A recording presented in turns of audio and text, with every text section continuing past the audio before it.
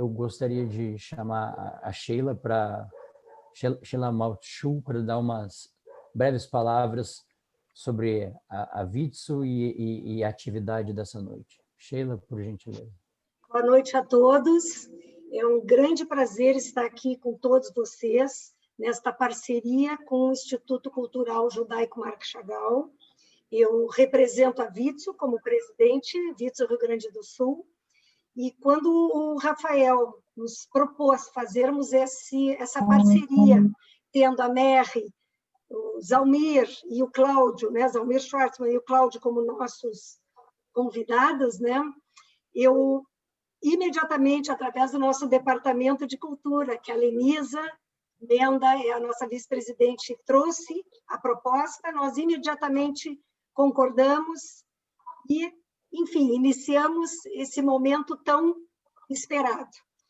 Então, como eu disse, esse ano é o nosso centenário, o centenário da Vitsu, e esse momento vai ser mais um momento de celebração cultural, né, dos nossos 100 anos. Muito bom ter todos vocês aqui, que tenham um excelente momento. Obrigado, Rafael, pelo convite. E vamos lá. Grande satisfação para o Instituto Cultural Judaico Marc Chagall contar com a parceria da Vitsu. E por falar em aniversários, agora eu falo como presidente do Marc Chagall, não estamos ainda completando 100 anos, evidentemente, mas em 2020 o Instituto faz 35 anos. Não é um centenário, mas é um bom começo. E são 35 anos, de fato, de muita atividade, de muitas realizações, e esperamos poder chegar a essa longevidade de um centenário e com a mesma pujança com que a Vitsu chega nesse ano de 2020. E que muitas outras parcerias venham para nós também. Muito bem, pessoal. Estamos, então, prontos para iniciar o núcleo da nossa atividade. A nossa convidada especial da noite, a Merri Blocher, ela é diplomata aposentada dos Estados Unidos, ela trabalhou como agida cultural no consulado dos Estados Unidos em Porto Alegre, entre os anos de 1988 e 1991, e trabalhou também em Argentina, Cuba, República Dominicana, Romênia, Quirguistão, Uzbequistão, Bangladesh, enfim, uma série de lugares bastante diferentes.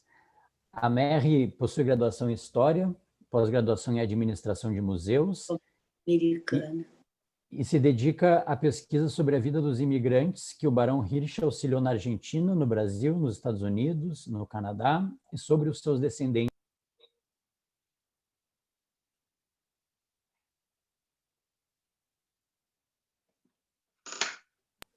Muito bem, então. A Merri, então, tem um trabalho especial sobre o qual ela vai falar hoje para nós, também como tradutora. Ela traduziu uma obra do Marcos Jolovich, Numa Clara Manhã de Abril, que fala justamente sobre memórias da nossa imigração aqui no Rio Grande do Sul. E, portanto, é sobre esse e outros assuntos que ela vai discorrer na noite de hoje para nós. Então, Merri, por gentileza, a palavra é toda sua, uma alegria te ter aqui conosco. Bem-vinda. Uma alegria muito para mim. Boa noite a todos os meus amigos de Porto Alegre. É um grande prazer estar aqui com vocês, realmente, para falar sobre a minha tradução em inglês, como disse Rafael, de Numa Clara Manhã de Abril, originalmente publicado em 1940. É a primeira obra literária a usar a comunidade judaica brasileira como tema principal. Falar sobre este projeto com o público de Porto Alegre realmente completa o ciclo que começou faz mais de 30 anos. Primeiro, quero agradecer a Leo Jolovich e a Tânia Jolovich Vardi por ter confiado em mim o precioso texto do seu pai, Marcos Jolovich. Ele sabia que tinha uma história importante para contar, uma adição importante da experiência humana e, pois, nos deixou esta peça tão poética da sua vida, a vida de um imigrante à colônia de Quatro Irmãos. Depois, quero agradecer a Rafael, a Fabiana e a todo o Instituto Marc Chagall por organizar este programa e agradecer ao Instituto e especialmente a Anita Brumer pela ajuda que me deu quando precisava ler a capa do Jornal de Manhã de julho de 1936, no qual apareceu um colóquio com Marcos Jolowicz. E quero dizer publicamente que provavelmente esta tradução não seria publicada se não fosse pela oferta de Anita de traduzir ao português o pós-fácil histórico e publicá-lo na web Mosaica. Foi essa oferta que me convenceu que esse projeto realmente tinha importância. E ainda que fosse muito difícil, eu tinha que perseverar em encontrar uma editora. E tenho que enviar meus agradecimentos também aos outros gaúchos que me apoiaram com a informação. Nelson Boeira, Isabel Gritti, René Gertz, Lenora Rosenfield e Judith Scliar. E também quero mencionar dois amigos que infelizmente não estão aqui conosco, que me ajudaram muito a compreender a história de Porto Alegre e a comunidade judaica, Sandra Jassi Pesavento e Moacir Scliar. É muito apropriado que estejamos no Marco Chagall, onde este projeto começou. Eu cheguei em Porto Alegre em outubro de 1988 com o meu marido, o arquiteto Ricardo Merlo, e dois filhos de 13 anos e de 2 meses, para ser agita cultural no velho consulado dos Estados Unidos na rua Coronel Genuíno. No dia em que cheguei, a chefe do consulado me disse: "Oh, que bom que você chegou, porque vai ser tão fácil para você fazer amizades." "Por quê?" perguntei. "Porque você é judaica." "Como disse eu? O que tem a ver? Estamos no extremo sul do Brasil. Como vai ajudar que eu seja judaica?" "Você não sabe?" ele respondeu. "Porto Alegre é uma cidade judaica, como Nova York." Logo comecei a entender o que ela queria dizer. Porto Alegre realmente foi, se não uma cidade judaica, uma cidade de imigrantes europeus com uma forte comunidade judaica. Realmente me senti em casa. Trabalhei muito com o Marco Chagall em projetos de educação. E quando Moacir estava preparando a sua História dos Judeus no Rio Grande do Sul, Caminhos de Esperança, o qual é bilíngue, ele me pediu para editar o texto em inglês. Bom, Caminhos começa com uma citação de Numa Clara Manhã de Abril e contém muitas citações desse livro de Marcos. Eu perguntei para Moacir: "O que é este livro?" E ele me respondeu: "Oh, é um livro muito importante. É o livro que me inspirou a ser escritor." Moacir me presenteou com o livro e eu o li imediatamente. E me apaixonei pela linguagem tão poética. E me fascinou esta peça de história de primeira mão. Decidi que algum dia eu ia traduzir este romance em inglês para que o mundo pudesse tê-lo e para que o mundo pudesse conhecer a história fascinante dos judeus no sul do Brasil. Bom, a vida pode ser muito corrida e nunca encontrei o tempo necessário. Mas ao me aposentar, a primeira coisa que fiz foi escrever para minha velha amiga Lenore Rosenfield para ver como ela podia entrar em contato com a família Jolowicz para ver se eles concordavam com que eu fizesse a tradução. Felizmente, o irmão de Lenore, Dennis, que também era meu amigo, era amigo de Leo, e aqui estamos com Anna Clear April Morning. Comecei a tradução. E depois de traduzir algumas páginas, pensei, tenho que fazer mais. Vou ter que explicar para os leitores em inglês o contexto histórico deste romance, um contexto que eu não conhecia muito bem. Por exemplo, onde diabos está Zagorodoka, a aldeia natal de Marcos, que ele descreve belamente no primeiro capítulo. Então, entrei em contato com o Instituto de Geografia Nacional da Ucrânia e eles me explicaram. 275 quilômetros a noroeste de Odessa. Depois, queria saber como foi a vida dos judeus em Zagoroka. E fui para o site de Jewish Gen, de genealogia, porque sabia que eles tinham listas e descrições de todas as aldeias onde moravam judeus na Europa do Leste e Rússia. Mas Zagoroka não estava nas listas. E mandei um e-mail para o leitor e ele me respondeu: não está nas listas porque não havia judeus em Zagoroka, exceto se você tiver evidência contrária.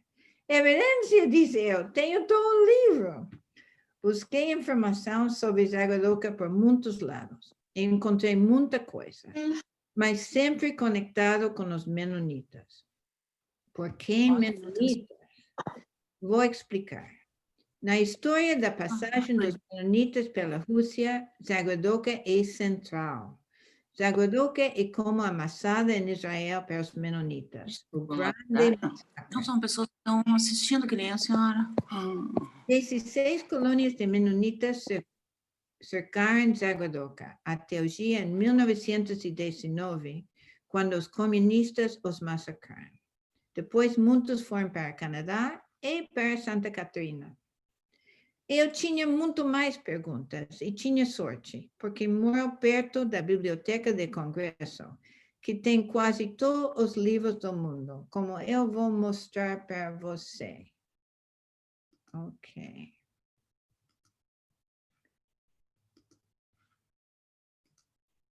Ok.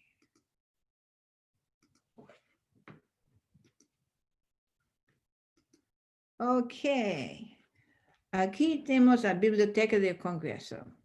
Passei 6 meses aqui, sentada nesta mesa, encontrando as respostas a perguntas como foi a vida dos judeus na província Kherson? Por que imigraram? Por que as colônias no Brasil tinham tão pouco sucesso? Como foi a vida para os judeus em Rio Grande nos anos 20? Como chegou Marco a ser escritor e por que parou de escrever? Também passei 2 meses nos arquivos nacionais dos Estados Unidos, aqui mesmo. Normalmente, os historiadores leem os jornais de uma época para compreender como foi a vida naquele tempo. Mas como a única coleção de jornais de Porto Alegre nos Estados Unidos está na Universidade de Texas, 2.500 quilômetros da minha casa, optei por ir aos arquivos nacionais, só 10 quilômetros da minha casa, onde tem os relatórios do consulado estadunidense. Foi uma mina de ouro. Me deram dezenas de caixas de cartão cheias dos relatórios dos anos 1915 a 1935, muitos escritos à mão. E vocês podem ler muitas das respostas que encontrei em todas essas pesquisas no pós-fácil em Web Mosaico e no prefácio que lhes mandou Mark Chagall. Bom, depois de compreender de onde surgiu numa clara manhã de abril, voltei à tradução. Eu tinha traduzido muitos textos desde o português e o espanhol, incluindo obras sobre filosofia escritas por meus amigos na URGS, mas nunca tinha traduzido literatura. E não tinha percebido que complicada foi a fraseologia e o uso de palavras de Marcos. Até tentei traduzi-los. Uau! Que desafio eu tinha me dado! Inglês é uma língua muito mais reta que as línguas românticas e não é tão flexível como elas.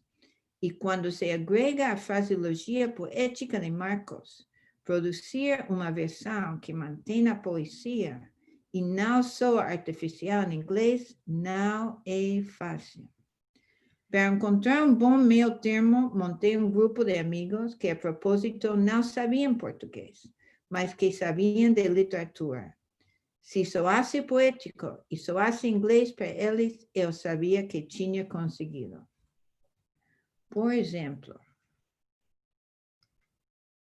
em inglês, quando o verbo não segue diretamente o sujeito, é difícil para o leitor seguir o texto, não deixando o leitor flutuar através da frase e, como resultado, perde a poesia. pois várias vezes eu pus a frase modificador que separou verbos e sujeitos no português no começo da frase, como no exemplo. Também se pode ver quando mudei as palavras, não seguindo a tradução exata para poder manter a poesia.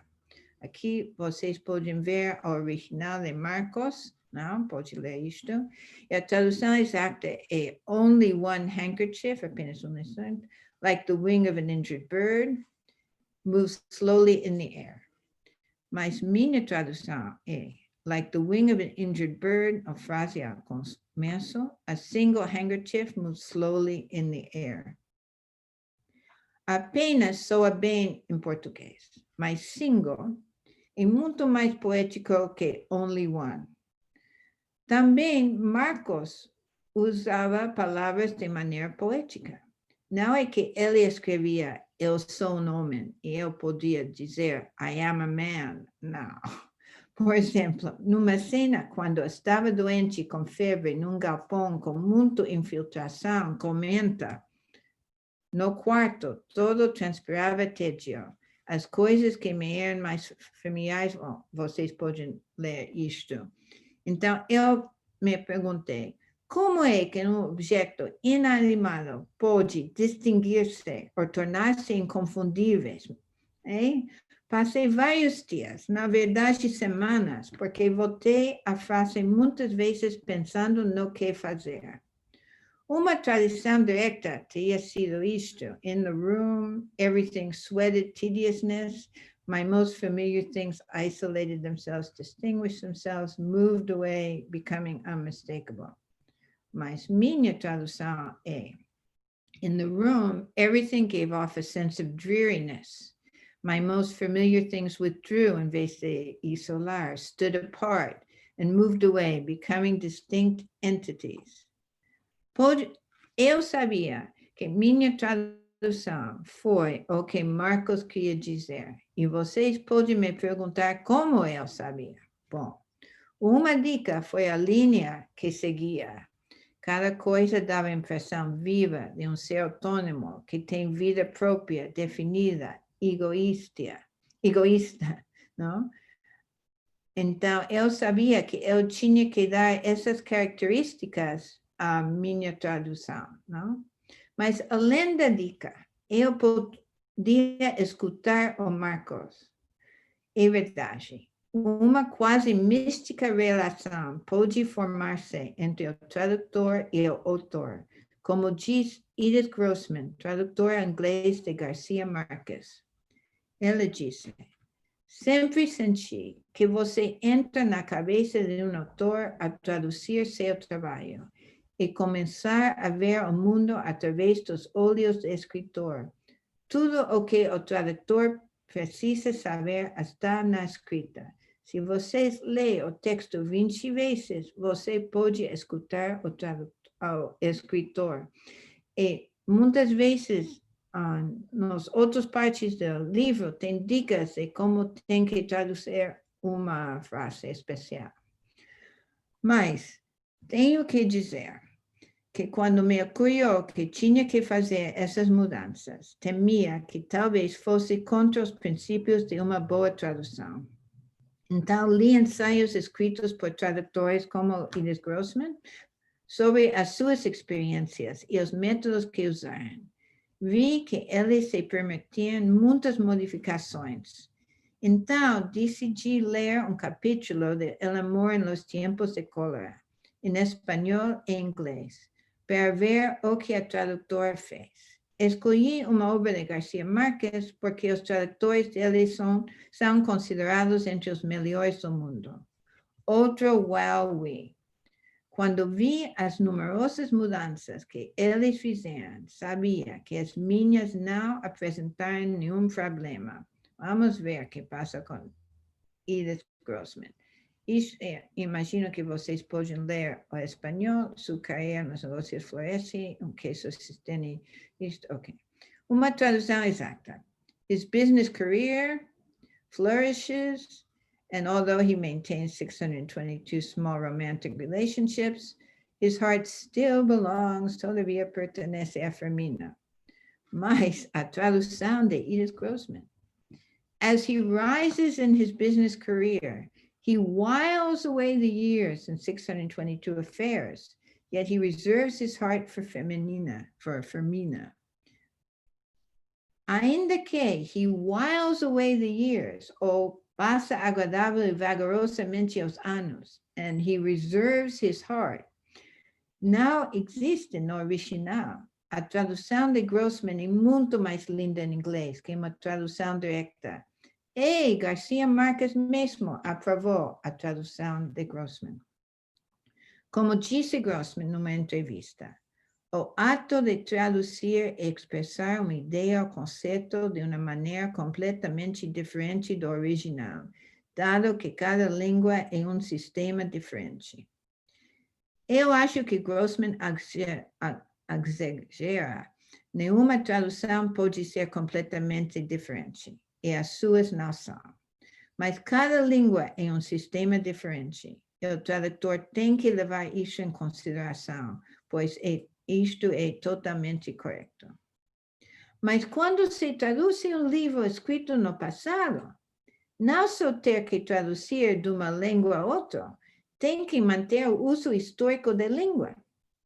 Marcos escreveu o seu romance em 1937 ou 38, pois eu tinha que usar as palavras em inglês que usaram faz 80 anos, não as que usam hoje. Como saber? O Google tem a resposta.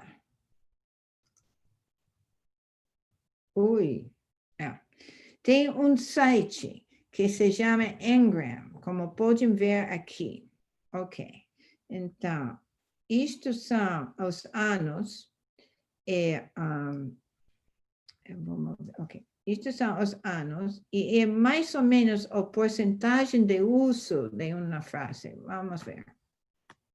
Então, Marcos usa centro da cidade muito.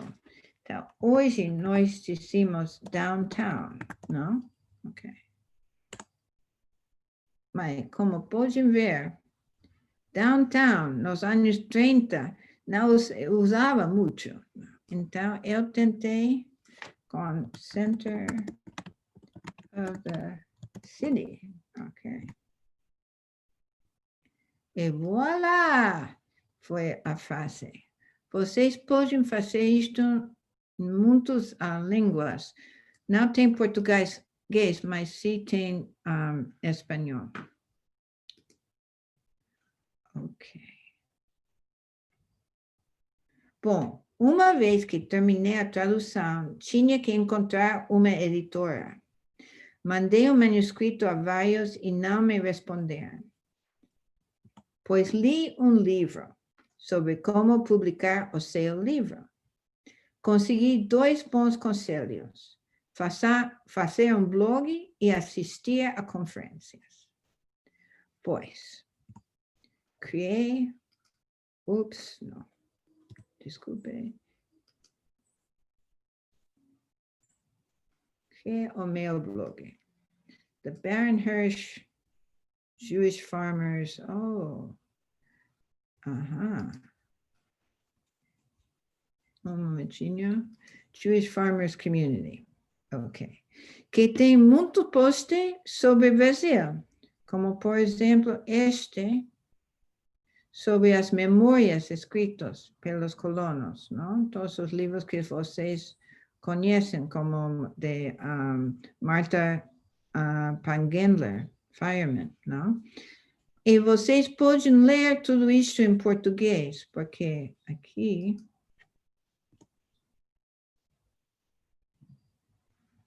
Português. Ok. O que pode ser muito interessante para vocês são todos os posts sobre os imigrantes que o Baron Hirsch ajudou nos Estados Unidos.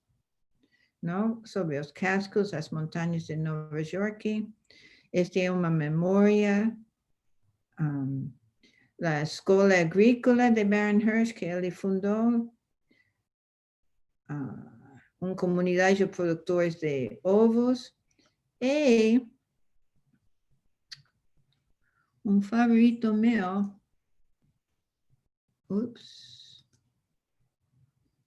sobre Connecticut, un estado norte de Nova York, porque eu descobri com todas minhas pesquisas que meu avô mesmo foi criado numa fazenda ajudado por Bernhurst. E veja a igreja, essa igreja, não é igreja, para essa igreja é sinagoga, não, mas usa o mesmo estilo como as igrejas típicas americanas. Ok.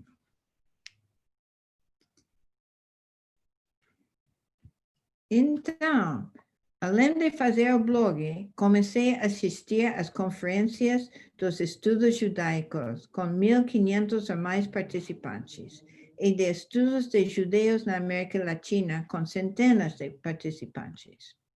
As conferências grandes sempre incluíam um salão de baile do hotel, cheio de mesas com representantes de quase todas as editoras estadunidenses e alguns canadienses e europeus. Eu costumava ir de mesa em mesa e sempre escutei: não queremos memórias, queremos história pura. Este livro não cabe no nosso perfil, etc, etc.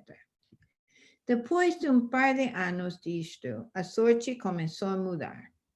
Eu me tornei membro do Latin American Jewish Studies Association e recebi as suas mensagens de e-mail. Um dia, recebi uma mensagem dizendo que na próxima conferência em Nova York iam falar sobre os contributos dos judeus do leste da Europa à cultura brasileira e buscar apresentações. Decidi oferecer uma apresentação e me aceitaram. Foi um sucesso e conheci muitos professores judeus de São Paulo, mas eu precisava de uma editora aqui nos Estados Unidos. 6 meses depois, havia uma grande conferência de estudos judaicos em Boston. Me impulsei para ir e outra vez fui à ronda das mesas na sala de baile. Não, muito interessante, mas não, até que cheguei à mesa de Academic Studies Press. Depois de muito interessante, o senhor me disse: você pode vir amanhã falar com o editor principal? Acho que vai ter interesse neste livro. Eu voltei e a senhora queria uma proposta formal. Parece que essa editora estava começando uma série de livros sobre judeus na América Latina. Bom, escrevi a proposta e veio mais sorte ainda. O diretor de série foi um professor que tinha assistido à minha apresentação em Nova York e era especialista em literatura judaica do Cone Sul. Aceitar no livro e aqui temos On a Clear April Morning. Mas havia mais sorte para vir, e este é realmente a cereja do bolo. As editoras não ganham muito com os livros como On a Clear April Morning. Tomara que seja, mas não acho que vai ser um best-seller. Então, a editora me explicou que muitos países dão subsídios para traduções dos seus escritores. E descobri que o Brasil é um deles. Mas vi que a maioria dos autores apoiados foram famosos, como Clarice Lispector, Machado de Assis, Jorge Amado e Moacir Scliar. Mas pensei, quem não arrisca, não patisca. Então, fizemos os formulários. Leo Iolovich mandou a cópia de sua carteira de identidade e Leo e Tânia mandaram cartas dando permissão para pedir o subsídio. E eu pedi a Regina Eagle, chefe do Departamento de Português na Universidade de Maryland, escrever uma recomendação. Esta carta foi a chave de ouro. Lendo a carta, parecia que o Brasil iria perder a chance do milênio de mostrar a excelência de sua cultura, se não desse no subsídio a numa clara manhã de abril. Muitíssimas obrigadas, Regina. E um dia, muitos meses depois, sentado num pequeno apartamento em Bangladesh, onde tinha ido para trabalhar temporariamente na nossa embaixada, recebi a notícia que ganhamos o subsídio. Realmente chorei de alegria. Que honra para Marcos. imigrante de uma pequena aldeia num país tão distante. Sua história chegaria ao mundo com o selo nacional e com as palavras obra publicada com o apoio da Fundação Biblioteca Nacional. A começar esta apresentação, agradeci às muitas pessoas que me ajudaram neste projeto. Mas agora é o momento de agradecer ao Senhor que eu cheguei a amar tanto. Este Senhor, que amou tanto a sua língua adotiva, que não só queria nos dar uma história, queria nos dar o português em todas as suas possibilidades poéticas. A Marcos T. Olivich, mandamos nossa gratidão por este tesouro literário. Esta lembrança tão bela da história desses corajosos judeus, que como muitos membros de suas famílias e as famílias de Claudio Isaac e Zalmar Schwartzman, que estão conosco hoje, começaram faz 116 anos, numa data muito próxima, a 18 de outubro, a se estabelecer tão longe dos seus países nativos, no Rio Grande do Sul. Muito obrigada.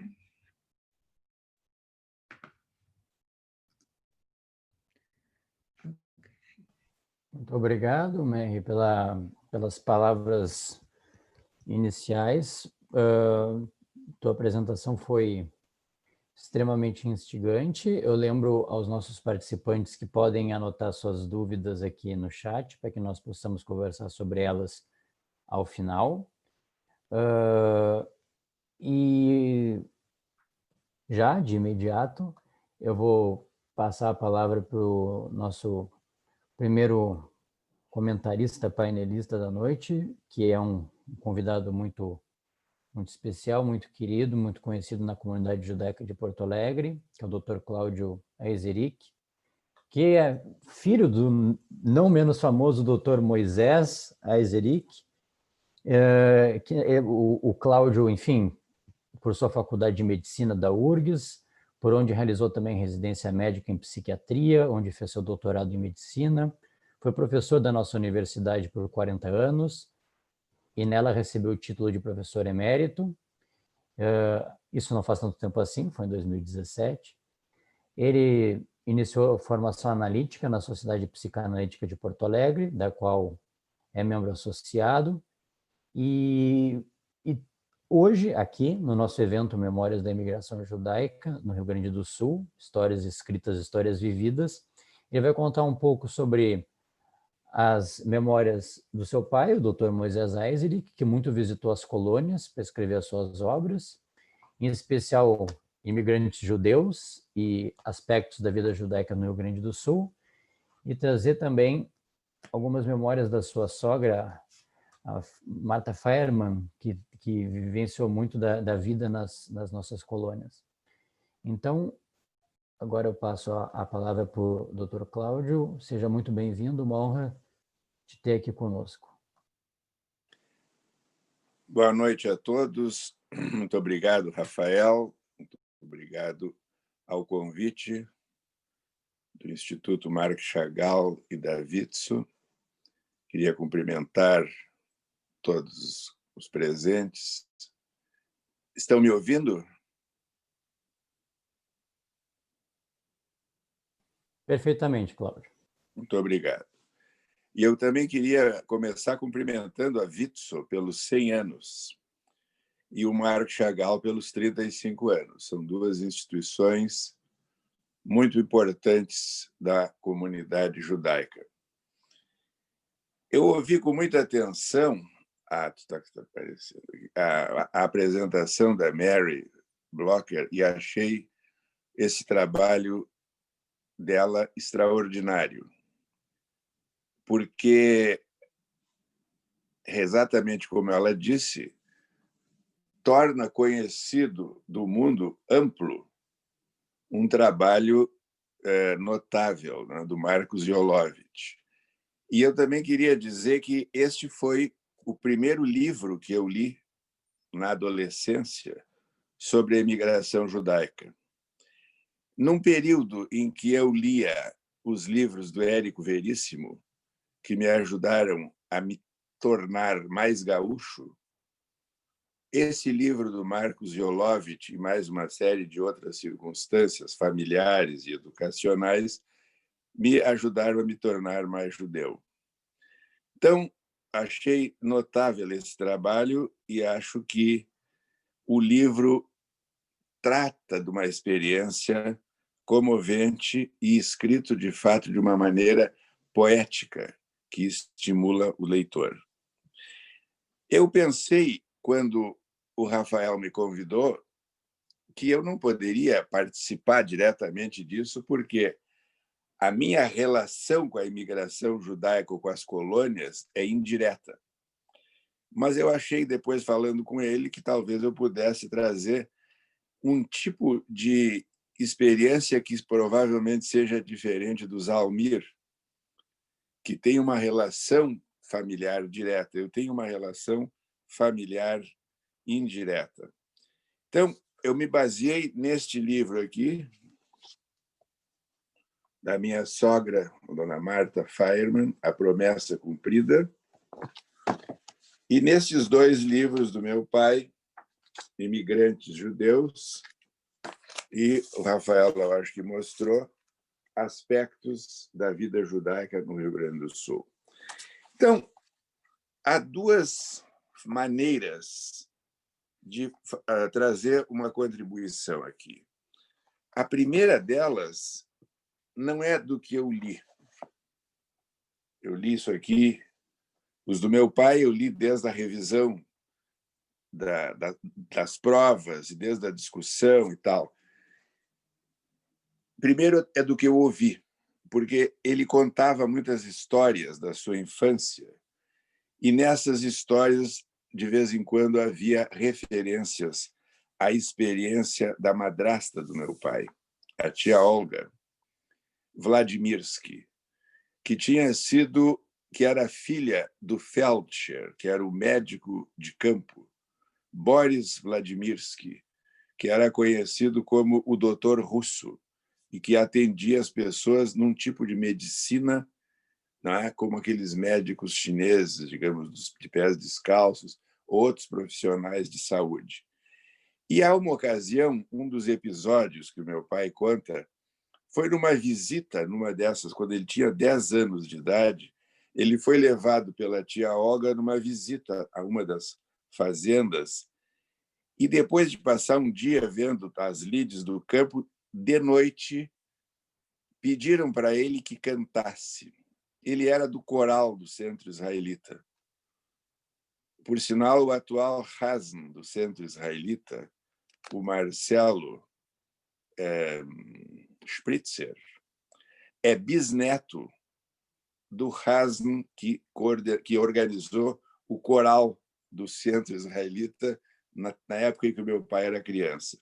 E ele cantou uma série de músicas judaicas, e todos aqueles judeus que viviam naquela zona rural, segundo ele, se emocionaram muito, porque era uma maneira de ter contato com as suas origens, no meio daquelas lides campestres, campeiras.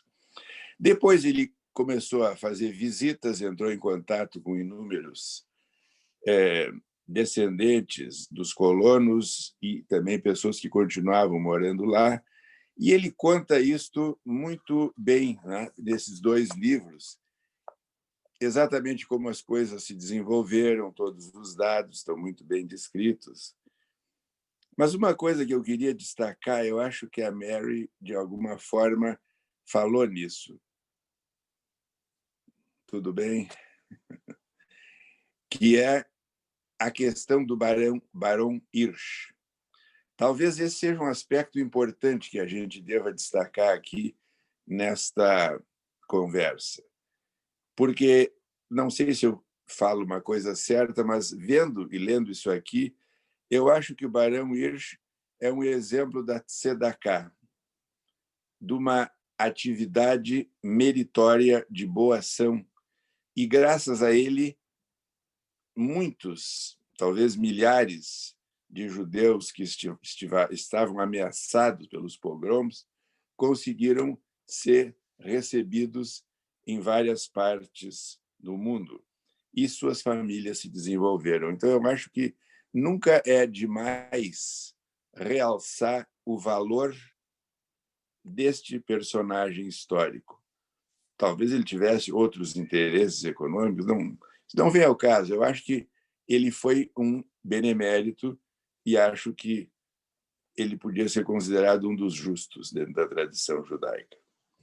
Então, toda essa questão das colônias está muito descrita, e uma das coisas que eu estive lendo com mais detalhe é que a dona Marta, minha sogra, o livro dela são histórias vividas e ouvidas de colonos judeus de 4 irmãos, Baronesa Clara, Barão Hirsch e Erebango. Ela viveu até os 8 anos em 4 irmãos e, dali em diante, se mudaram para Erebango. E eu estava relendo, há muitos anos que eu tinha lido esse livro, mas agora eu estava lendo com mais detalhe. E só fiquei lamentando uma coisa: não ter conversado mais com ela sobre esses assuntos. Porque a gente sempre está falando de tantas coisas, tantas relações atuais, as famílias vão se desenvolvendo. O relato dela é de uma sinceridade e também de uma certa poesia. E ela vai contando como era ser uma criança no meio dessa colônia de 4 irmãos, a família que era constituída pelo pai, pela mãe, seu Abrão Pargender, que eu conheci, a dona Maria, que eu não cheguei a conhecer. E tem uma coisa que ela conta que eu acho muito significativa. Toda a vida da casa era ao redor do fogão. Havia um banco e todos se sentavam para se aquecer no inverno, e havia uma unidade familiar. E há um momento muito comovente em que ela diz: que saudades dos meus pais, dos meus irmãos, dos bichos, cheio de bichos, né? E dos vizinhos. Mas eu acho muito simbólico. Eu, como psicanalista, uma das coisas que eu trabalho é com símbolos. E eu acho que essa união em torno do fogão, que tem a ver também com a coisa mais tipicamente gaúcha, né? Os peões unidos ao redor do fogo, mas eu acho que essas famílias se aquecendo, elas não se aqueciam só do frio externo, eu acho que elas se aqueciam do frio interno, dos pogromos, dos sofrimentos, da saudade. E há um momento muito bonito também que o pai dela tem um sonho. Veja que interessante, sonhos. O pai dela tem um sonho com o seu próprio pai, a quem ele nunca mais tinha visto e que tinha ficado na Rússia.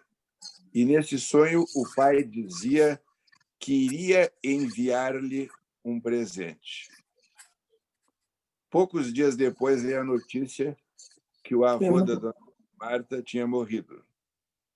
E mais alguns dias depois, a mãe dela se dá conta que ela estava grávida.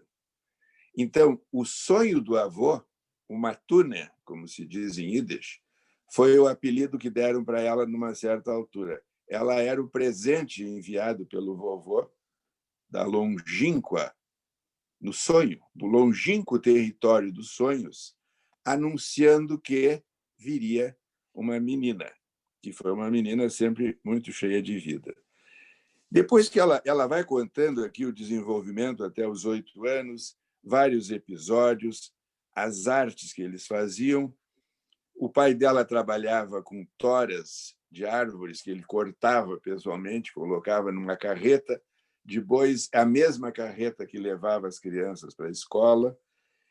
E há um momento também muito curioso que tem um episódio parecido com a história do meu pai. Ela e a irmã mais moça, a Esther, cantavam à noite a pedido dos pais. E as pessoas que passavam paravam do lado de fora da casa e ficavam ouvindo a música. Vejam que interessante. A música, o fogão, o calor, as lembranças, unindo as pessoas. Cortem isso para 30 ou 40 anos depois. Meus pais vão visitar os seus parentes na Rússia. E, num determinado momento, depois de passar uns dias em Moscou, eles vão para a cidade de Lvov. E são convidados para uma janta. Todos jantam e tal. E, uma vez comendo aquelas comidas judaicas em pleno regime comunista, que não podiam falar muito livremente, um dos parentes pergunta para eles, estava ele, meu pai, estava minha mãe, meu tio Davi, minha tia Dorinha, vocês poderiam cantar alguma coisa para nós? Porque nós não nos lembramos mais das músicas que se cantavam.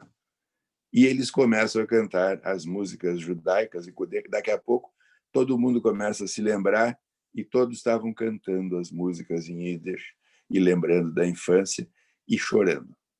Tem um clima assim, emocional tremendo. Bom, depois a dona Marta conta que se mudou para Erebango, onde o pai dela tinha um armazém, e tem muitos episódios. Um deles que eu achei muito interessante é que, quando era o dia do Yom Kippur, o pai e a mãe saíam a pé para ir na sinagoga, no que ficava distante, e ela e a irmã pequena ficavam em casa com uma empregada, que era uma russa, que elas chamavam de babushka. Mas era o dia do Yom Kippur. E tinha um determinado colono que tinha uma dívida tremenda com o pai dela. Ele não sabia dos feriados judaicos, então ele chega lá com um maço de dinheiro e diz, e ela era mais velha, devia ter uns 10 anos, vim aqui pagar o dinheiro que eu devo para o seu Abrão. E ela pensa, mas que barco, como é que eu vou fazer? Porque o meu pai me diz que nos dias sagrados não se pode tocar em dinheiro. E, afinal, decide, lamento, mas não vou poder receber o seu dinheiro, porque hoje é um dia sagrado judaico. E fica com medo tremendo que, quando o pai chegasse, ia dizer, que loucura, deixasse escapar uma bolada de dinheiro. Mas foi muito bonito, porque o pai dela cumprimentou-a e disse, fizesse muito bem. Ele um dia vai voltar e vai trazer o dinheiro. Não importa o dinheiro, o que importa é seguir as tradições. Então, ela conta, por exemplo, uma das coisas que eu me lembro que eu mesmo me beneficiei na minha infância, que é que a mãe dela colhia penas de pato e de marrecos que eles criavam e faziam os iberbeten, ou edredom. E uma das lembranças que eu tenho da minha infância é que a minha mãe, que tinha vindo da Polônia, era um outro tipo de migração, no inverno nos colocava um iberbet.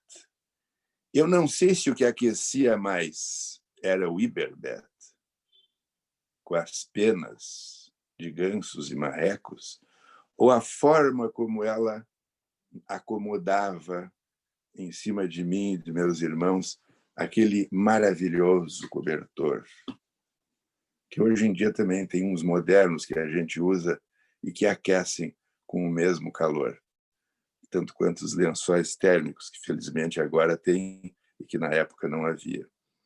Assim como a dona Marta aquecia os filhos colocando uns tijolos quentes nos pés. Todas essas coisas são simbólicas do calor humano, da proximidade, da forma de transmitir um tipo de tradição que não é necessariamente religiosa, é uma tradição de acolhimento, de aconchego e de estímulo ao desenvolvimento. Então, eu não sei, já falei demais? Falaste um bom tempo, Cláudio. Falaste então, eu bem. termino. Pode ser, Ótimo. Depois a gente vai conversar mais um pouquinho. Tá. Eu queria dizer basicamente isso, que agradecer novamente o convite, dizer que estou aprendendo coisas e vou aprender agora com o Zalmir e com todos vocês.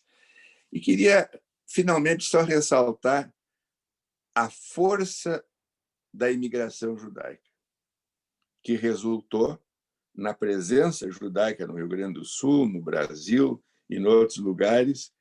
E alguns dizem, não, mas essa imigração agrícola não fracassou, eles não ficaram lá, eles foram embora. Eu acho que essa é uma visão muito concreta. Eu acho que a imigração judaica não fracassou, eu acho que ela foi bem-sucedida. E ela deu origem a toda a presença judaica no cenário brasileiro e internacional. Foi uma epopeia muito bem-sucedida, como mostra o livro do Marcos Jolovich, todos esses livros, o livro do pai do Zalmir e tantos outros que a Mary nos mostrou. E, graças a eles, estamos todos aqui hoje. Obrigado. Obrigado, Cláudio. Grande prazer te ouvir. E vou já passar a palavra para o Zalmir, mas não posso me furtar de fazer um rápido comentário.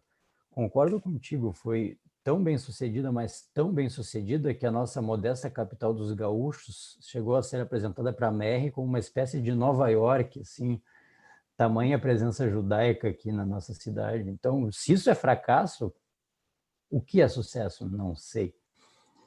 Mas muito bem, vamos passar a palavra para o nosso querido Zalmir Schwartzman, também muito conhecido de todos nós, engenheiro, também bacharel em administração de empresas, há anos um esmerado e dedicado voluntário nas nossas entidades comunitárias, foi presidente da Federação Israelita do Rio Grande do Sul, preside também o Conselho Geral da Federação, é vice-presidente da Confederação Israelita do Brasil, a CONIB, e o Zalmir, acho que vocês bem sabem, se não sabem, vão saber agora em detalhes, ele tem uma relação muito profunda com a colônia de Quatro Irmãos, onde ele nasceu em 1951, e de fato os familiares do Zalmir fizeram parte do núcleo de pioneiros que chegaram àquela região, vindos da Europa no início do século XX.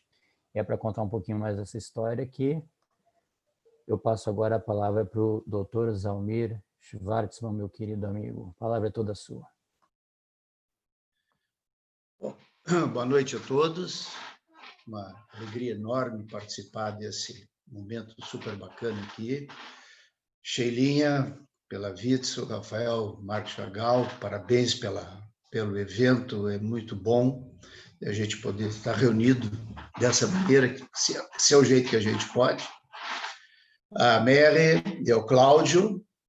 Aliás, eu queria, antes de começar, eu não sei se eu ouvi bem, se eu entendi bem, mas quando eu recebi o currículo da Mary, o avô, o bisavô dela, de alguma maneira, andou passando por Quatro Irmãos, é isso, Mary?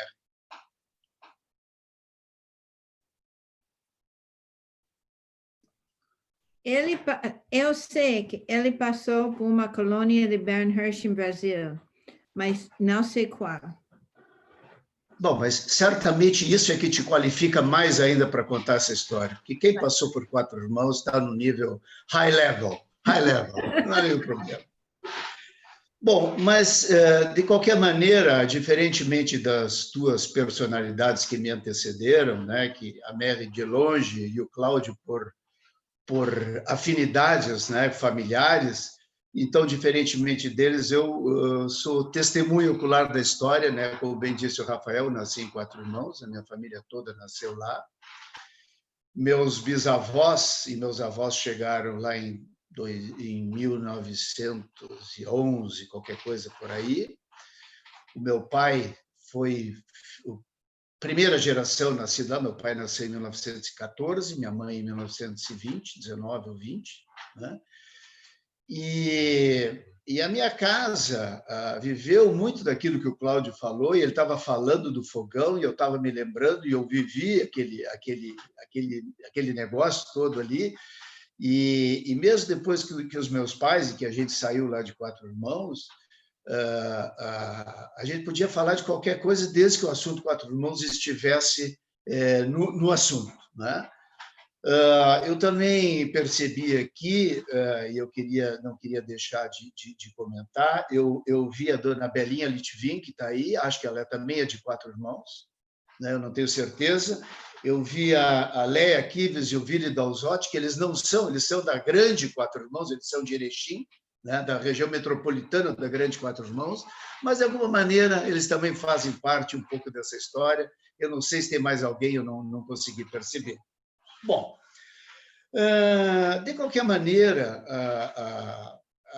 outro dia, certamente todos vocês que estão aqui participando desse evento sabem que tem um grande momento que a gente está vivendo, porque tem um pessoal lá em Erechim fazendo um filme chamado Barão Hirsch, o Judeu de Quatro Irmãos.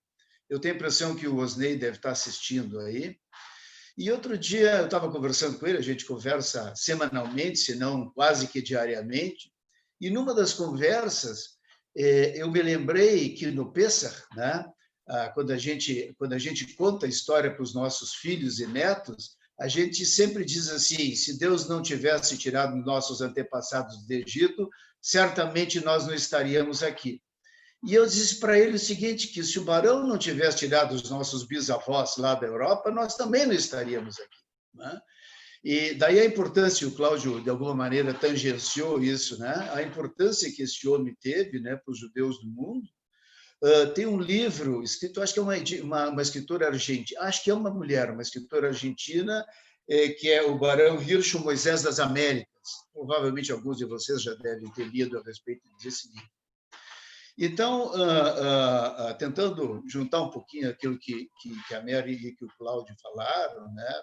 Eu vivi nos anos 50 lá em Quatro Irmãos, né? E ainda, na minha leitura, evidentemente que talvez nos anos anteriores tivesse sido um pouco mais do que ele era, mas ainda o conceito de shtetl ainda existia lá. E eu sempre conto que a minha mãe, primeiro que a gente, além do colégio regular, o grupo escolar que tinha lá, tinha escola Yiddish, né? Eu aprendi, eu lia, falava e escrevia em Yiddish, né? Depois eu esqueci, a vida nos leva para outros lados. Mas a escola Yiddish, ela existia, ela estava lá. E eu me lembro que a minha mãe nos comprava roupa só em duas oportunidades. Uma era antes do Pessach e outra antes do Rosh Hashanah, né? E todos os grandes eventos, sei lá, a minha irmã nasceu um pouquinho antes do Sukkot. O neto do fulano nasceu 3 dias depois do Yom Kippur. Então, as referências elas eram todas em relação às questões judaicas, né? E era realmente uma coisa assim muito muito interessante. Eu me lembro de poucos não judeus com quem eu me relacionava lá, mesmo pessoas mais velhas, né? E uma das referências maiores era realmente a ICA, né? A Jewish Colonization Association, que foi uma organização criada pelo Barão para fazer todo esse movimento. O meu pai trabalhou lá a vida inteira dele, né? Trabalhou lá na ICA, ele cuidava lá das terras dos colonos, enfim, toda aquela relação com aquelas pessoas. E então todos os nomes que eu ouvia, né, e a tia do Cláudio, ela era pargendler de solteira, e eu me lembro do seu Paulo, eu acho que era irmão dela, que tinha uma livraria em Passo Fundo, né? Né? Era o irmão dela. E, enfim, então sempre tinha uma relação de alguém que era parente de alguém, que era tio de alguém, né? Os pais da Leia Kives, que está aí, os tios da Leia Kives, os primos dela são meus amigos até hoje, né? E essa relação, então, de uma forma assim, eu sei que é uma coisa muito surrada, mas eu me orgulho muito de dizer isso, que apesar de eu ter saído de Quatro Irmãos não saiu de mim. E quando o Cláudio fala e a Mary falam assim, dessas histórias, das paixões, das lembranças, eu tenho dito que nós, judeus, não somos apenas o povo do livro, nós somos também o povo da memória, né? E eu queria contar uma passagem assim, porque nós estamos informalmente aqui conversando, Rafael, quando o meu pai decidiu escrever esse livro aí, que eu imagino que lá no Marco Chagall até o Rafael colocou, mas não sei se todos conhecem esse livro que ele escreveu, e quando ele completou 90 anos, foi mais ou menos nessa época, então a gente resolveu homenageá-lo lançando esse livro na Feira do Livro, né? E para ele realmente foi uma coisa assim, uma emoção muito grande, para a família também. E lá na fila, quando a gente estava ali, sei lá, apareceu uma pessoa que ninguém conhecia, né? Estava na fila ali para comprar o livro, pediu autógrafo, meu pai e tal. Quando chegou essa pessoa, eu disse assim, mas, seu Samuel, por que o senhor escreveu esse livro, né? E aí ele disse uma coisa que eu acho que a Mary falou, que o Cláudio falou, que eu estou falando, e todos nós falamos. Ele disse uma frase, na sua simplicidade, disse assim, se a gente não contar, como é que os outros vão saber?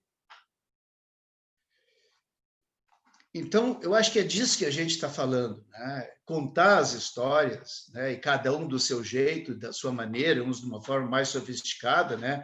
Como o Marcos escreveu de uma forma super bacana, e o pai do Cláudio também, e outras pessoas também, e o meu pai de uma forma mais simples, mas sempre contando as histórias para que as pessoas saibam, né? E, de alguma maneira, é isso que a gente também está fazendo aqui, a gente está contando histórias, né? E, evidentemente, que o papel do Marc Chagall sob este aspecto aqui é realmente uma coisa maravilhosa e fantástica, né? E eu queria pedir licença para vocês para contar uma história pessoal. Lá em Quatro Irmãos, quando eu estava lá, nos anos 50, ainda tinha, do ponto de vista da estrutura social, né?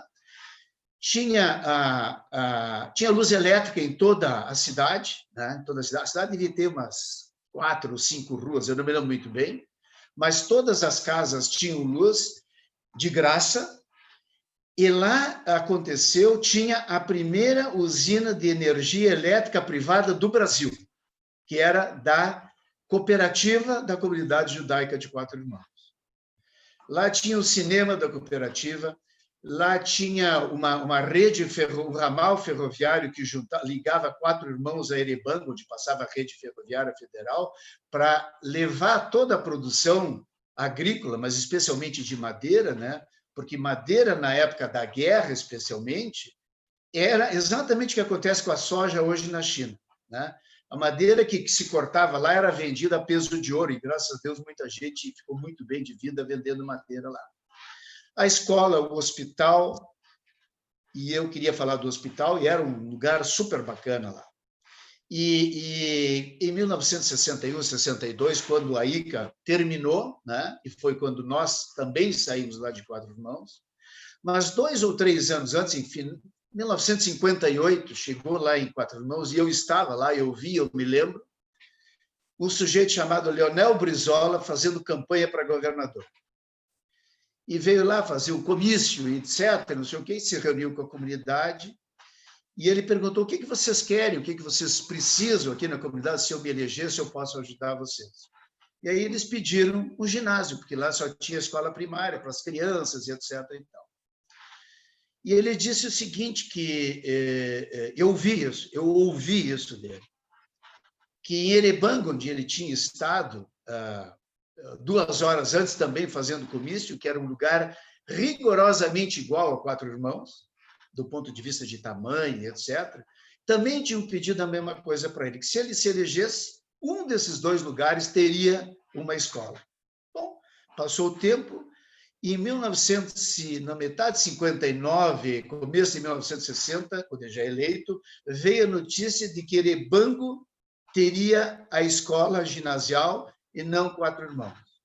Bom, no final de 1960, não tinha nenhuma família judia mais em Quatro Irmãos, e todos nós sabemos por quê, né?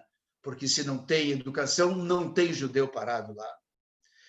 E para vocês, eu não sei se muitos de vocês conhecem, mas por causa da escola, é a minha avaliação, Erebango hoje é uma cidade lindíssima, com 20 e poucos mil habitantes, bonita, organizada, bem pintadinha, bem bonitinha, muito certinho, e Quatro Irmãos continua tendo 1.800 cidadãos. É bem verdade que é em downtown, que tem 1.800.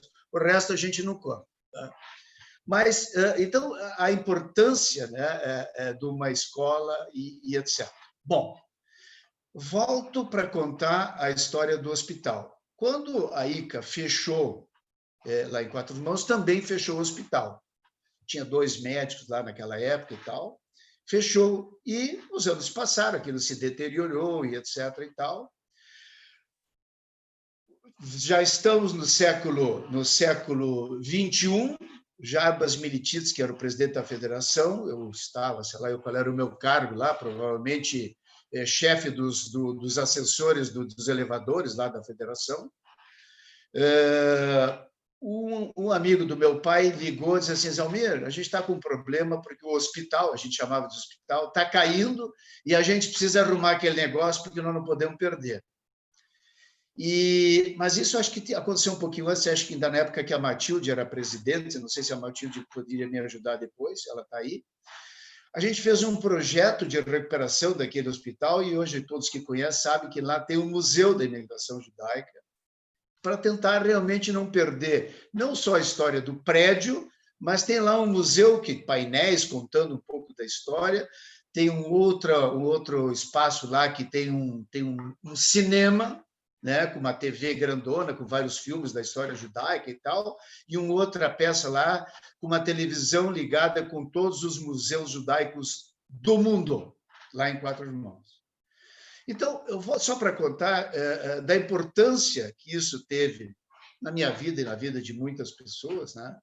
E esse pessoal, voltando à história então do filme, eles realmente se apaixonaram pela história do Barão e de Quatro Irmãos e estão trabalhando enlouquecidamente, né,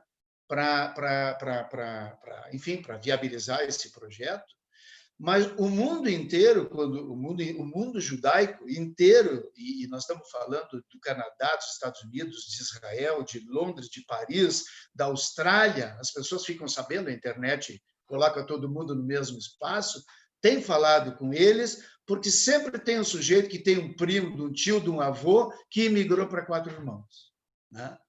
Então, a nossa história, né, de Quatro Irmãos, ela tem essa beleza e a importância que o Cláudio falou e que o Rafael também falou, de que sim, foi realmente um sucesso. Por lá devem ter passado, somando desde 1911 até pouco depois da guerra, acho que em 1950, acho que foram os últimos que chegaram lá, talvez 600 ou 700 famílias, né? Não casais, famílias, poderiam ter 3 ou 4 ou 5, enfim, talvez 3 ou 4 ou 5 mil pessoas, quem sabe exagerando lá, né? E esse povo complicado, como somos todos nós, né, nos espalhamos pelo mundo inteiro. Ou seja, Quatro Irmãos realmente fez história, né? A Mary falou, tinha outras 2 cidades, que era Baronesa Clara, que a gente chamava de Chalé, e Barão Rios, que também era uma outra cidadezinha, uma vilazinha que tinha ali do lado e tal.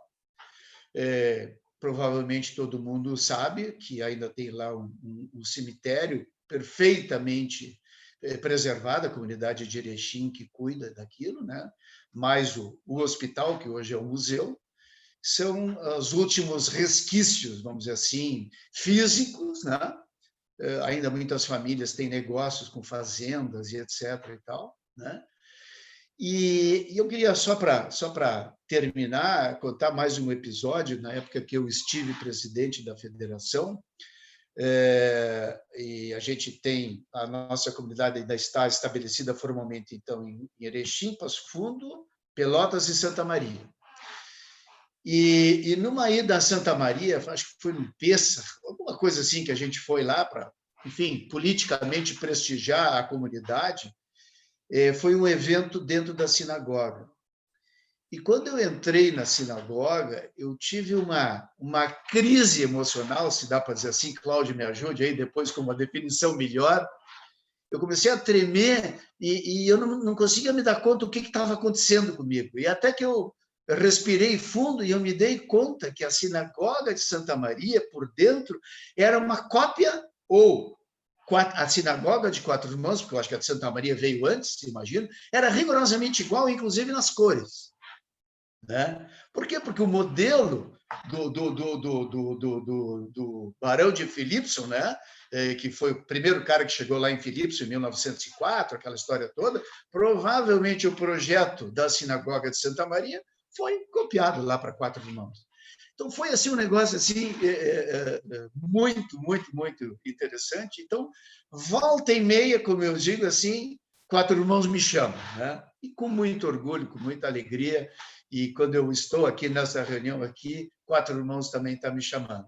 Rafael, acho que eu falei o suficiente e talvez nas perguntas aí eu possa continuar mais um pouco, mas de novo agradecendo aí a oportunidade de falar um pouquinho e vender o peixe da nossa grande metrópole. Era isso. Obrigado. Obrigado, Zalmir. Foi muito boa a tua contribuição, tua fala, com tantas memórias, enfim, esse depoimento pessoal, personalíssimo, eu diria, foi realmente muito importante para nós. Eu vou, então, aproveitar esse momento para passar rapidamente pelas mensagens que nós recebemos por escrito no chat, desde o início da nossa conversa. A Isabel Gritti está parabenizando a Merri pelo trabalho da tradução, e ela, perante o depoimento da Merri, se sentiu motivada a ler novamente o livro do Marcos, pois se apaixonou por ele e ficou encantada com a pesquisa realizada nesse processo de tradução. A Sara Turkenich disse que teve uma livraria por 25 anos, a Prosa e Verso. Se a livraria que eu estou pensando, eu muito frequentei quando eu era criança. Se eu não me engano, a Prosa e Verso escrito em verde, acho que teve até uma no Praia de Bela Shopping. Eu muito frequentei a livraria da Sara, ela não vai lembrar, claro, mas eu lembro muito da livraria Prosa e Verso, e a Sara disse que nunca teve oportunidade de ler o livro do Marcos. Ela gostaria de saber se poderia encontrar hoje em dia o livro. Aí, algumas pessoas deram dicas, dizendo que pode dar uma olhada na estante virtual, e sim, a estante virtual é sempre uma boa saída, mas o Sérgio Zilberstein e eu lembramos que no próprio Instituto Marc Chagall nós temos o livro, tá? Até porque essa edição aqui, de 1987, do Numa Clara Manhã de Abril, ela é, na verdade, uma coedição da editora Movimento com o Instituto Marc Chagall, até tem o logo antigo do Chagall aqui. E nós temos exemplares à venda lá no Instituto. Quem tiver interesse em ler essa bela obra, ter mais contato com o texto, pode escrever para o Instituto pelo nosso e-mail ou pelas redes sociais, é fácil nos encontrar, pode ligar para lá também. Estamos retornando aos trabalhos pouco a pouco, agora nesse cenário, não se sabe se ainda pós-pandêmico, mas já podemos atender as pessoas com mais presteza. Então, temos o livro para quem quiser. A Marisa Melzer Terushkin, ela nos traz um depoimento importante. Ela conta que o pai dela nasceu em 1910 e foi ele uma das primeiras crianças nascidas em Philipson. E a colônia do bisavô dela era de número 2. Ele foi o primeiro juiz e desembargador judeu de todo o Brasil, sempre fazendo menção à colônia. Recebemos também algumas parabenizações da Leia Kives, do Sérgio, também da Isabel Gritti, pela condução, pela realização e condução do evento. A Isabel, em particular, saúda o Cláudio e o Zalmir por citarem essas obras todas do Moisés, do Samuel Schwartzman, que são muito importantes para o estudo da nossa presença judaica no Rio Grande do Sul. Então, basicamente no chat, o que nós tínhamos por escrito era isso. Acho que temos mais uma mensagem que chegou agora aqui. Então, Benjamin Plavnik nos diz que o avô dele, Marcos Plavnik, foi o primeiro tesoureiro da fundação do Hevra Kadisha em Erechim. Viu? Então, temos aqui muita gente da grande Quatro Irmãos presentes aqui no evento. Que beleza. A Ieda Svirsky parabeniza também pelo evento, e nós é que agradecemos a presença e a interação de vocês. Pois bem, nós temos ainda uns 10 minutinhos, e se alguém quiser fazer uma pergunta de viva voz, pode usar o recurso de levantar a mão. O Cláudio também gostaria de falar alguma coisa. Então, eu vou conceder a palavra para o Cláudio nesse momento. Por gentileza, Cláudio, pode ir falando. E depois tem uma pergunta para a Mary, que eu já vou passar para ela. Eu fiquei pensando numa coisa, gostei muito do depoimento do Zalmir, acho que ele tem uma forma muito viva de contar histórias, tipicamente judaica. Acho que ele aprendeu muito bem com seus antepassados e ele torna viva a memória judaica. E eu queria perguntar para a Mary uma coisa. Eu fiquei muito impressionado pela forma como ela fez a tradução. Nós temos esse problema de tradução, por exemplo, na psicanálise. Nós temos os livros do Freud, que foram traduzidos para o inglês, depois do inglês para o português. Horrível. Até que, nos últimos anos, várias pessoas estão traduzindo direto do alemão para o português. É uma outra história.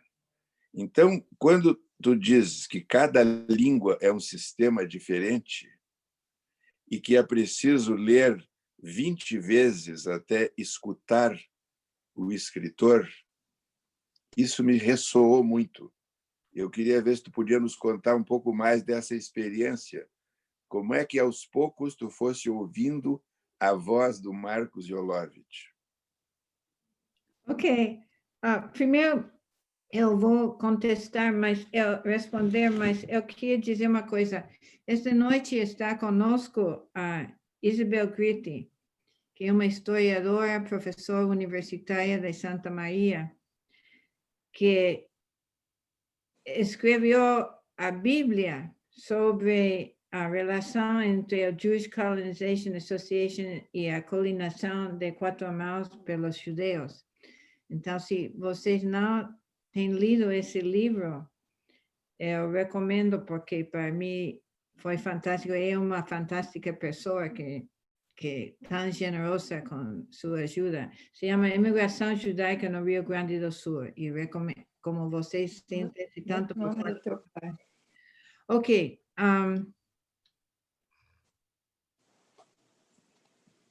Quando eu tinha 15 anos, eu aprendi por primeira vez outra língua, aprendi espanhol.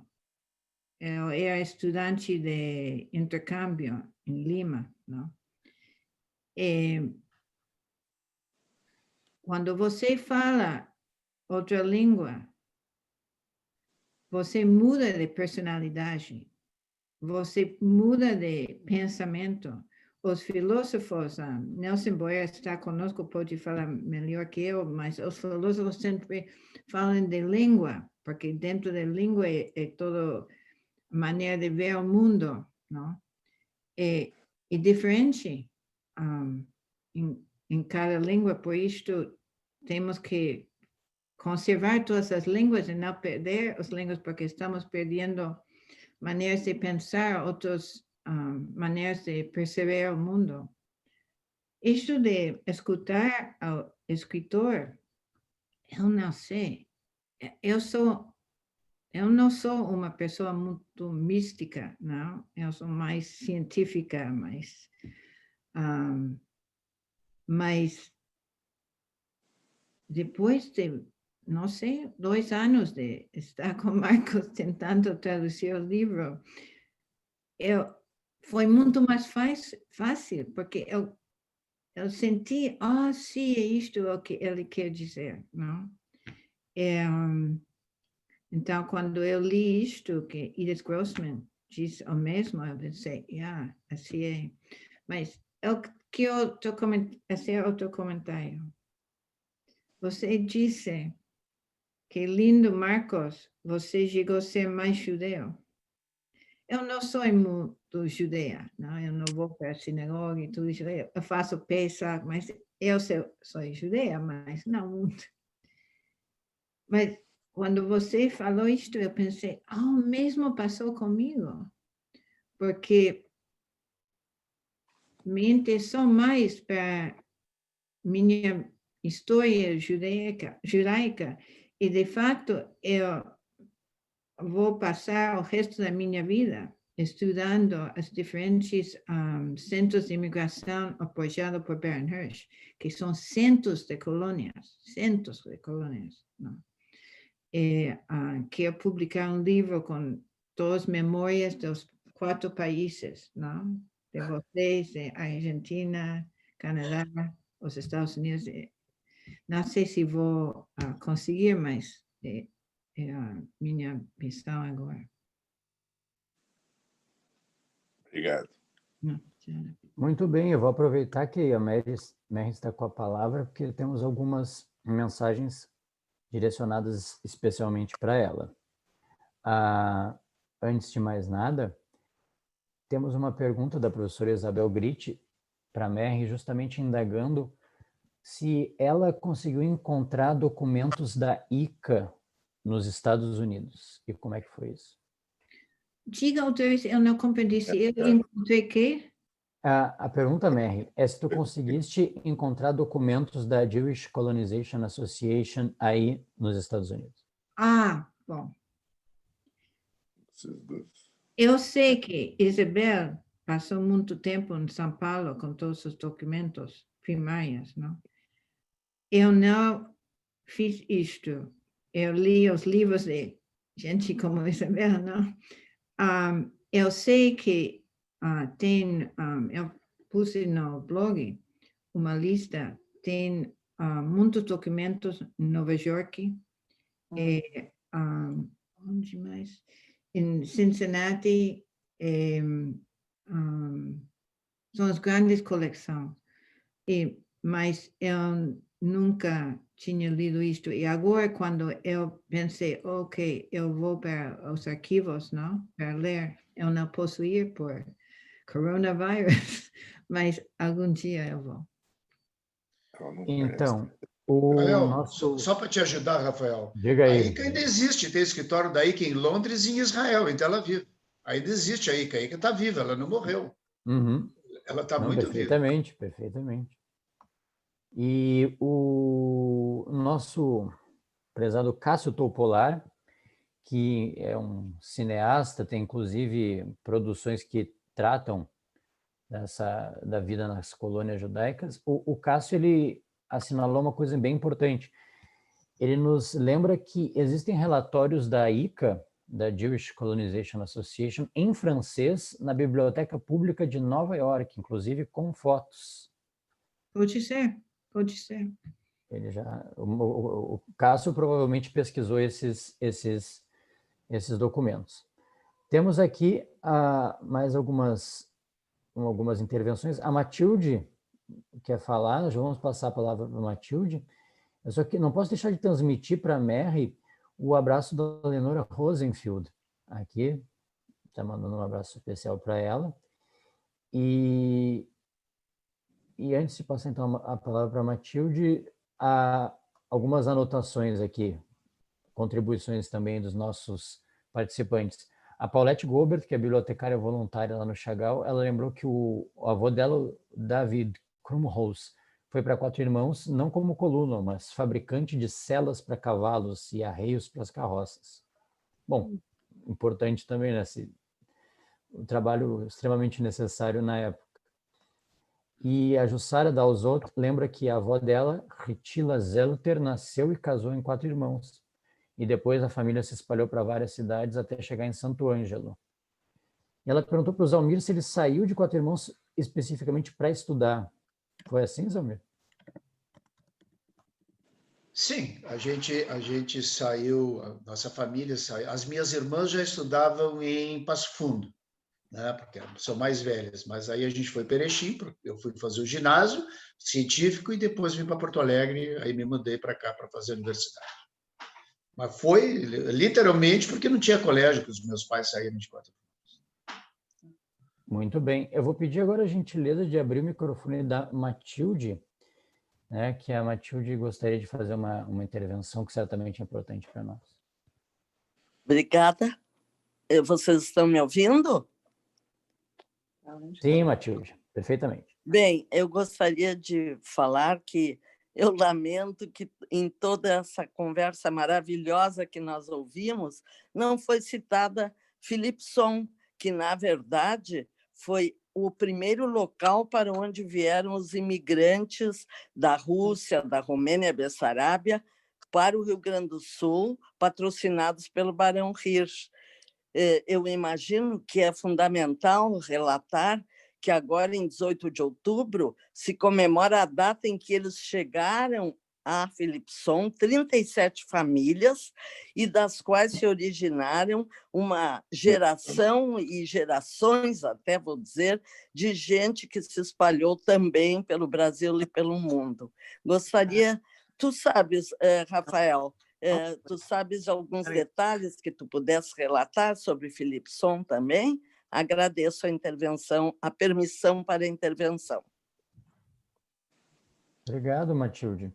Não, eu certamente não sou a pessoa mais adequada para falar sobre a colônia de Philipson, mas certamente temos aqui pessoas que ou viveram por lá ou têm as famílias entre os pioneiros dessa colônia que podem contribuir à vontade com o nosso debate, como a própria Matilde fez agora. Não, sem dúvida, essa live de hoje é muito oportuna também pela data. Estamos em 15 de outubro, dia 18, o aniversário da chegada dessas 37 famílias lá em 1904, nessa colônia pioneiríssima. Vamos ver aqui, temos muitas coisas escritas aqui. Deixa eu passar rapidamente, para nós não deixarmos ninguém a ver navios. O Ricardo Faertes agradeceu pela palestra e lembra que o bisavô dele, Mordechai Axelrod, ocupou o lote número 29 da colônia Philipson. E o avô dele, Leiser Axelrod, é um dos fundadores da Sinagoga União Israelita em 1910, aqui em Porto Alegre. Muito obrigado, Ricardo. Ricardo Faertes. Ricardo Faertes. Ele lembrou que o bisavô dele, Mordechai, era de Philipson, e o Leiser Axelrod, avô dele, fundador da Sinagoga União aqui em Porto Alegre. Direto, talvez. Não. Vamos ver quem mais que nós temos aqui. Bom, No teu WhatsApp. eu quero lembrar aqui, o Zé Almir já tem um convite, a professora Isabel Gritt quer conversar com ele quando ele estiver passando ali para os lados da Grande Quatro Irmãos, ali por Erechim. A professora Isabel quer saber mais sobre essas vivências dele, sobre o trabalho da ICA na atualidade, né, os escritórios que a instituição ainda mantém e tudo mais. Muito bem. Bom, agora acho que a Lenisa, o doutor Cláudio quer falar? Já está com o microfone aberto? Fique à vontade. Não. Não? Então, a Lenisa, eu acho que tá na fila também. Queres falar, Lenisa?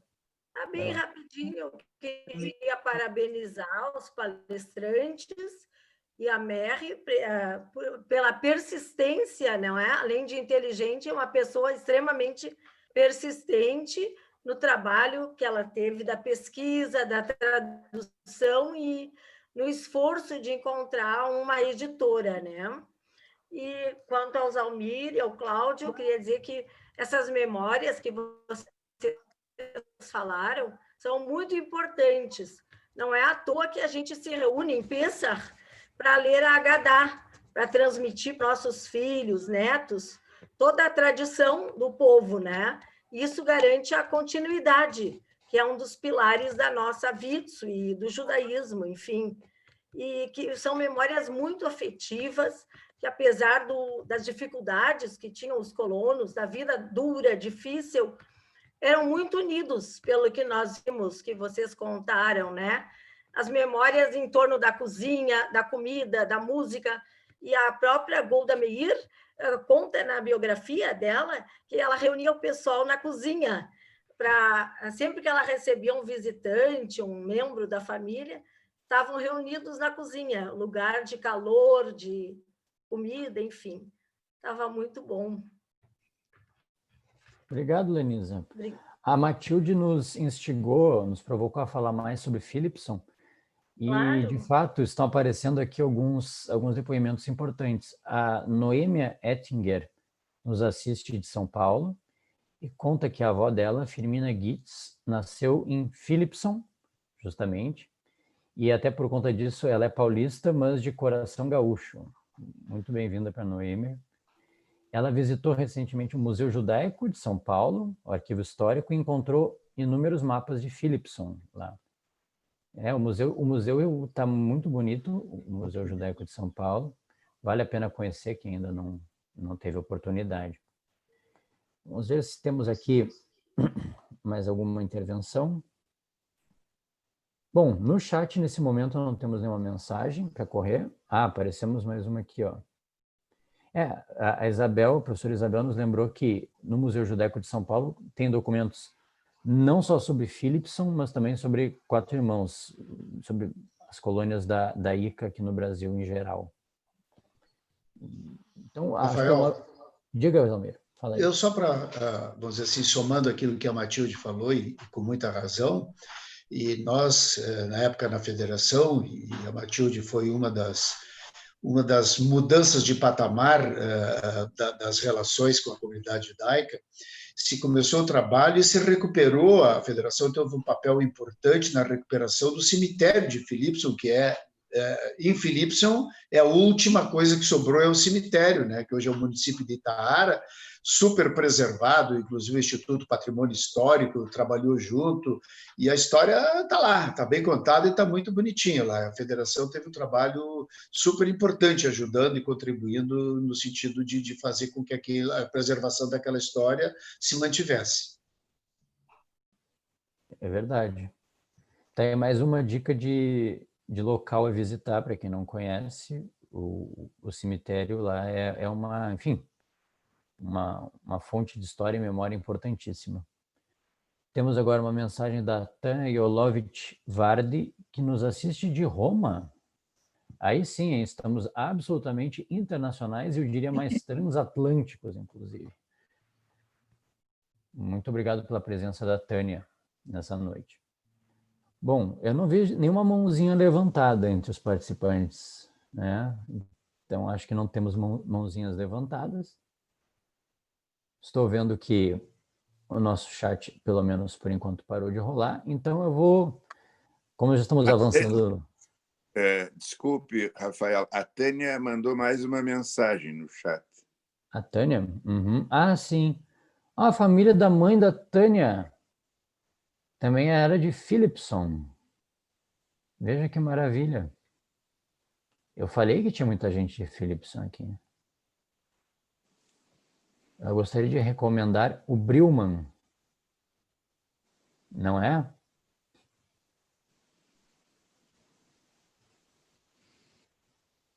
A Tânia gostaria de falar? É isso? Vamos ver se a gente consegue abrir o microfone dela um minutinho.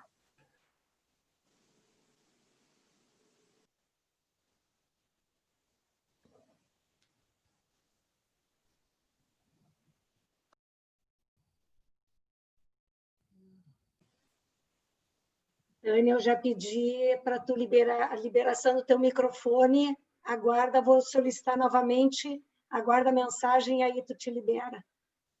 Acho que agora foi. Foi.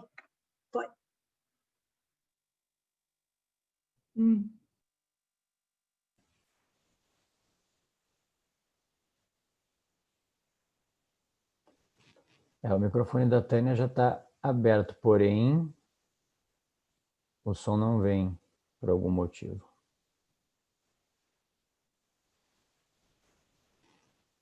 Enquanto isso, o pessoal fez algumas observações muito verídicas e importantes aqui no chat, né? O arquivo da ICA está no Museu Judaico de São Paulo, mas, porém, todavia, o Instituto Marc Chagall aqui em Porto Alegre tem cópia digital do arquivo inteiro para consulta, inclusive online. Lembrando a todo mundo, isso é bem importante. Muito bem.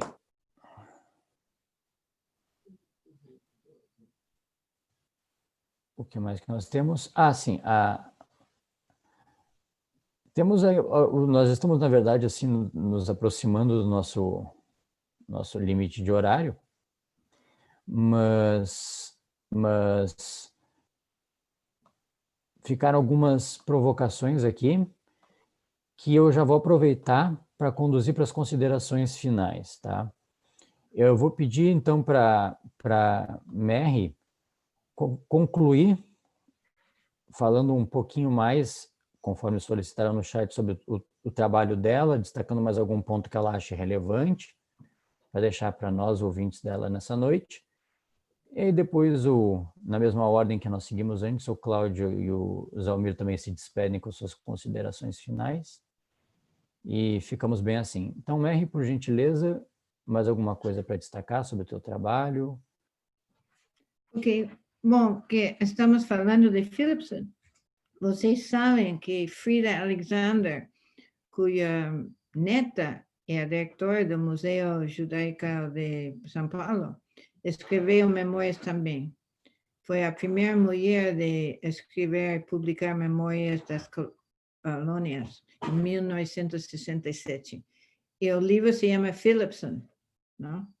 Então, a Regina Igor, que é paulista, não, mas faz muitos anos mora nos Estados Unidos, é professora universitária, ela fez uma tradução e eu estou ajudando ela a editar o inglês. Se tivermos sorte, vamos publicar esse livro também, não? Que seria, temos de 4 mãos, ainda que Marcos não escreve muito sobre 4 mãos, não?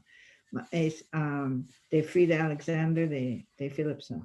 E, estou muito feliz com isto, que vamos fazer isto. E,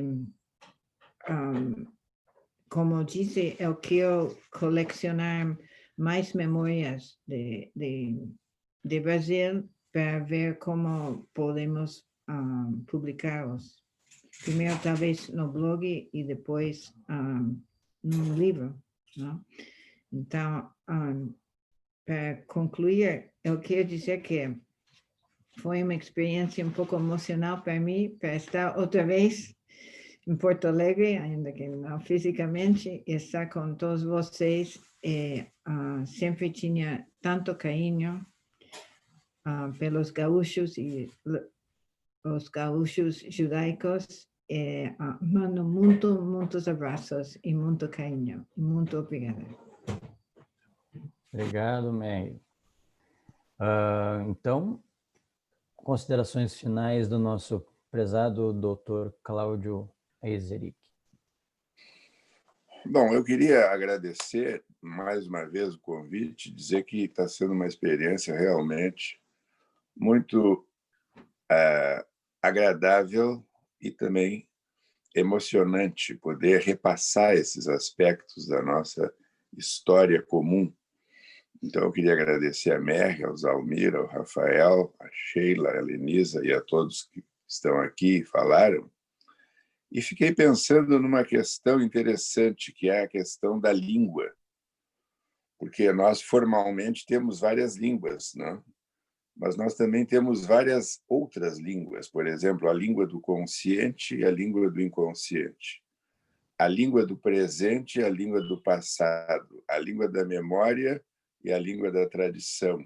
A língua da religião e a língua dos que não têm religião, mas estão fixados na tradição e na identidade de cada povo.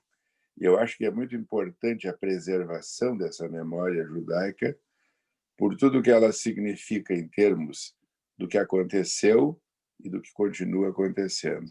Esse movimento que o Zalmir e o Rafael destacaram, do Instituto Marc Chagall, da WITS e da Federação, ela é muito importante porque esses marcos, né? Eu estava vendo há pouco no livro do meu pai, tem a descrição da inauguração de um monumento de concreto ali no cemitério de Philipson, com a presença de várias autoridades, Nelson Jobim e outros. Eu acho que é importante, esses são marcos de uma história que continua sendo construída. E acho que é importante ver essa dimensão presente. A história judaica no Brasil e no mundo continua em construção. É importante ver as conexões com o passado e mostrar como é uma comunidade viva, atuante e produzindo continuamente. Muito obrigado. Obrigado, Cláudio. Prazer tê-lo conosco também. Agradeço a presença e passo a palavra para o Zalmir para as considerações finais. Bom, queria fazer eco aos que me antecederam aqui, dizendo que eu sinto muito feliz e emocionado em poder ter participado desse momento tão bonito, tão instigante, né? E quando eu vi a Mary falar que ela não é religiosa, né? Eu tenho para mim que hoje, depois de 1948, da fundação do Estado de Israel, mas contemporaneamente, a gente pode ir no supermercado e encontrar uma prateleira com 30 formas diferentes da gente ser judeu, né? Pode ser judeu indo na sinagoga, pode ser judeu sendo presidente da Witzel, do Marc Chagall, ou enfim, mas isto que a gente está fazendo aqui é a mais pura manifestação de judaísmo, e que é contar a nossa história, que é não esquecer, não permitir que a gente possa ser esquecido, inclusive, né? É aquela velha história de que a gente só morre quando o último que lembra da gente morre também. Então, se essa história continuar sendo contada, o judaísmo não vai morrer sob este aspecto. Então, muito obrigado, muito feliz, agradeço a oportunidade e boa noite para todos. Boa noite. Obrigado. Então, agradeço a presença especialmente dos nossos convidados, da Mary, do Cláudio e do Zalmir, e certamente não posso deixar de citar do nosso numeroso e empolgado público que nos acompanhou, interagiu e fez a diferença para o bom andamento do nosso evento nessa noite. Muito obrigado pela presença de todos, e eu vou deixar as palavras finais por conta da Sheila, que é a nossa host. Então, ela tem o poder de fechar a sala, e eu deixo a ela para fazer as honras de despedida. Sheila, contigo. Como disse o Zalmir, né? Esse momento ele é inesquecível. A gente pode ouvir, memorizar e poder contar para os nossos filhos, netos. Como disse o Zalmir, é o mais puro judaísmo. Quero agradecer a presença de todos, em especial os nossos convidados, Mary, Cláudio, Zalmir, e ao Rafael, que foi muito parceiro, né, nesse momento. Preparamos isso há algumas semanas atrás, né, para dizer quase 2 meses, se não me engano, e estamos aí finalizando um momento rico. Muito obrigada. Obrigado, boa noite para todo mundo, então. Até a próxima. Boa noite. Boa noite.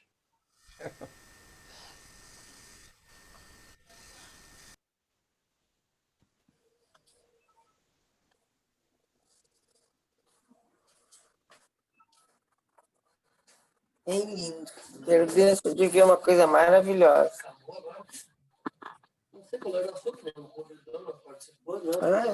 Migração judaica no Rio Grande do Sul.